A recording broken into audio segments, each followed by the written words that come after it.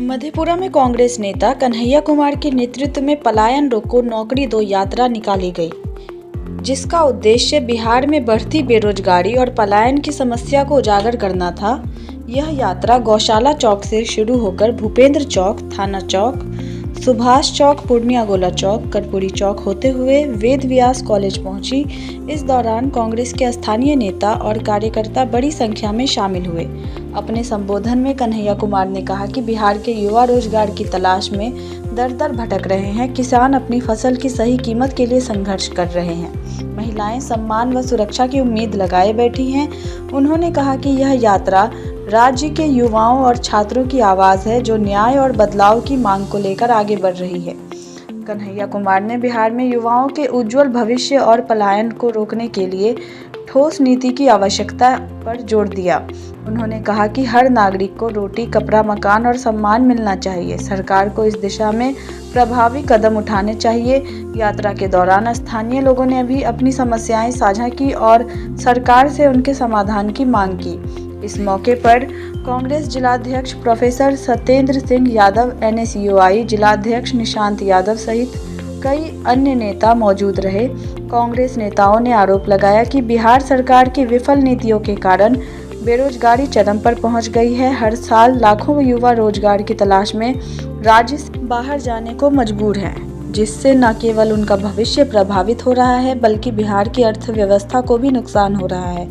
कांग्रेस का मानना है कि पलायन रोको नौकरी दो यात्रा के जरिए जनता को जागरूक किया जाएगा और सरकार पर दबाव बनाया जाएगा कि वह बेरोजगारी और पलायन की समस्या के समाधान के लिए ठोस कदम उठाए। इस अभियान के तहत कांग्रेस राज्य के विभिन्न जिलों का दौरा कर युवाओं से संवाद स्थापित करेगी और उनकी समस्याओं को उठाएगी। की जो भावना है, इस यात्रा का जो उद्देश्य है, उससे बिहार के आम लोग जुड़ रहे हैं। और यह बात हम इसलिए कह रहे हैं कि इस यात्रा ने शुरू से ही यह कोशिश की कि यह मंच बने उन लोगों का जिनकी आवाज नहीं सुनी जाती है या जिनके जरूरी मुद्दों को नजरअंदाज किया जाता है। अलग अलग दिन अलग अलग विषय पे हम लोग प्रेस वार्ता करते रहे और स्थानीय लोग उस प्रेस वार्ता के माध्यम से अपनी बात उठाते रहे।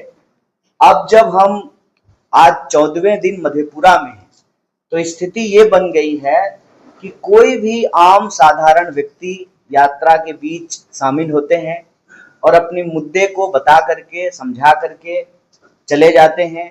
फिर हम लोग कोशिश करते हैं कि आपके माध्यम से उन मुद्दों को रेज करें। जैसा कि आपने देखा कि इस प्रेस कॉन्फ्रेंस में भी इस इलाके के जो पहले MP थे, उनकी जो समाधि स्थल की स्थिति है, उनके परिवार की जो मांग है, उसके संबंध में उन्होंने अपनी बात रखी।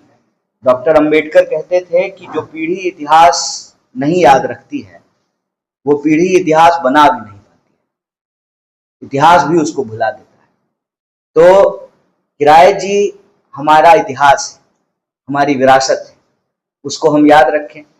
और विभिन्न समाधि स्थलों पर जब हम जाते हैं तो उनसे यही प्रेरणा लेने के लिए जाते हैं कि हम उनके सपनों का देश, उनके सपनों का समाज बना सकें और जो स्थानीय सवाल है उसको हम लोग रेज कर सकें, वो भी आकर के अपनी बात रख सकें, ताकि इन समस्याओं का समाधान करके एक बेहतर बिहार का निर्माण हो सके। तीसरी आखिरी और जरूरी बात, सुपौल से लेकर के मधेपुरा पहुंचते हुए जो नए तरह के मुद्दे हमारे बीच में आए हैं, पीछे जिन मुद्दों पे हम बात कर रहे थे उसके अलावा, वो हम आपके समक्ष रखना चाहते हैं।